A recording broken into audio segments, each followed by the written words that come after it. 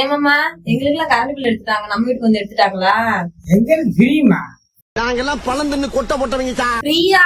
ஆமா. எங்களுக்கே 10 ரூபாய் 20 ரூபாய் வருது, உங்களுக்கு எப்படி ஃப்ரீ? நான் அப்படியே ஷாக் ஆயிட்டேன். எங்களுக்கு காத்தாடி இல்ல, 2 குண்டு பல்பு தான் எரியுது. ஆனா வீட்டுல 3 டிவி. 3 டிவியா? இது என்ன பிரமாதம்?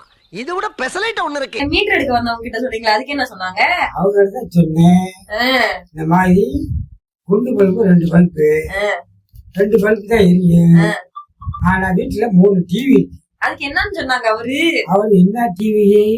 இந்த பாருங்க, இது மூத்த சம்சாரம் டிவி, இது இளைய சம்சாரம் டிவி, இது மூத்த மகேஷ் டிவி.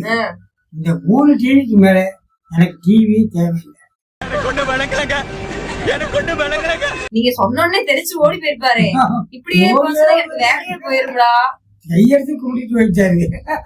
நல்ல டிவி பாப்பீங்க, போதும்பா சாமி சாமி அப்படின்னு போயிட்டாரு. கேட்டுச்சா? அம்மா கேட்டுச்சா? வாலிப நண்பர்களே கேட்டுச்சா? எங்க அக்கா தங்கச்சிகளே கேட்டுச்சா? முக்கியமா கல்யாணமே ஆகலன்னு டிவில மறுபடியும் கல்யாண மாலை ஷோ வருமானு பாத்துக்கிட்டு இருக்க 90s கிட்ஸ் மக்களே கேட்டுச்சா? கல்யாணம் ஆகணும்னு கவலைப்படுறீங்களே, கல்யாணம் பண்ணவர் டிவியே வாங்காம 3 டிவி வச்சு ஓட்டிக்கிட்டு இருக்காரு. இந்த கஷ்டம்லாம் நீங்களும் பண்ணுமா ராசா? எங்க அப்பா உலகத்துல தோசையை திரி போட்டு பாத்திருக்கேன், இப்ப இட்லியவே திரி போடுறானே. பண்ணுமா? பாருங்க, எவ்வளவு காசு செலவு பண்ணாம சிக்கனமா டிவி பாத்துக்கிட்டு இருக்காரு. கரண்ட் பில் எடுக்க வந்தவரு அப்பா சாமி ஆளோடடா போயிட்டாரு ஐயா. நீங்களும் தயவு செஞ்சு டிவிய பாருங்க. உங்க பொண்டாட்டியே பெரிய டிவி, அத பாருங்க, பத்திரமா பாத்துக்கங்க.